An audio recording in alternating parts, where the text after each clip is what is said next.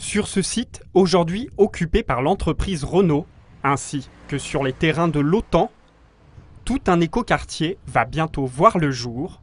Mais avant de poser la première pierre de ce futur espace urbain dédié au développement durable de 12 hectares, les habitants des environs participent à une concertation organisée par la ville. Les Rueillois auront ainsi leur mot à dire sur beaucoup de sujets, et notamment sur la circulation, comme l'explique Monique Bouteille, maire adjointe déléguée à l'urbanisme, à l'écoquartier et au transport.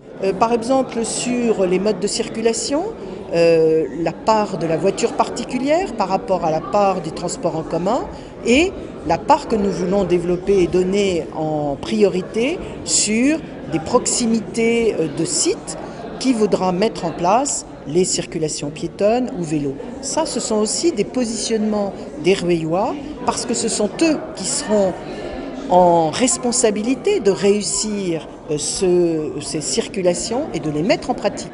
Au-delà du seul écoquartier, situé précisément entre la rue Gallieni, la rue des Bons Raisins et la rue Voltaire, le projet prévoit d'impliquer un maximum les habitants des villages du Mont-Valérien, du Plateau, des Coteaux et des Masurières. À terme, 5000 nouveaux résidents habiteront cet écoquartier au pied de la future gare du Grand Paris Express. Le premier objectif important de cet écoquartier, c'est qu'il n'est pas une réserve d'Indiens, c'est vraiment un quartier ouvert sur les villages qui sont environnants.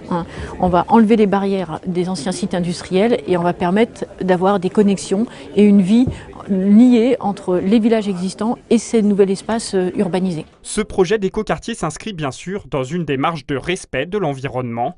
Et des objectifs précis ont d'ores et déjà été définis dans ce domaine. Il y a des ambitions de développement durable qui ont été fixées par la collectivité, notamment Monsieur le maire, sur la gestion des déchets, sur l'énergie, sur la gestion des eaux pluviales et sur la place de la nature dans la ville, qui sont les 4 grands objectifs aujourd'hui qui sont fixés, qui ne sont encore qu'à l'état d'objectifs. Il va falloir faire le travail de faisabilité pour voir ce qu'il est réellement possible de faire. Et c'est ce travail qu'on souhaite faire avec les habitants de Rueil.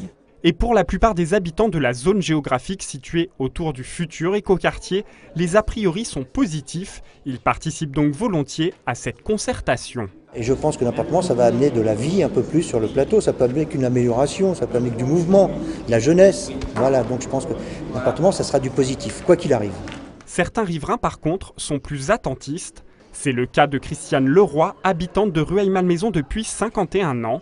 Elle remplit ici un coupon d'inscription pour être tenue informée de toutes les étapes de cette concertation. Je suis intéressée de savoir ce qu'il va se passer sur le plateau de Rueil, parce que la rue des Manoirs est quand même relativement fréquentée, pas forcément sécurisée, et puis on ne veut pas être mis devant des faits accomplis, de choses que nous n'aurions pas, disons.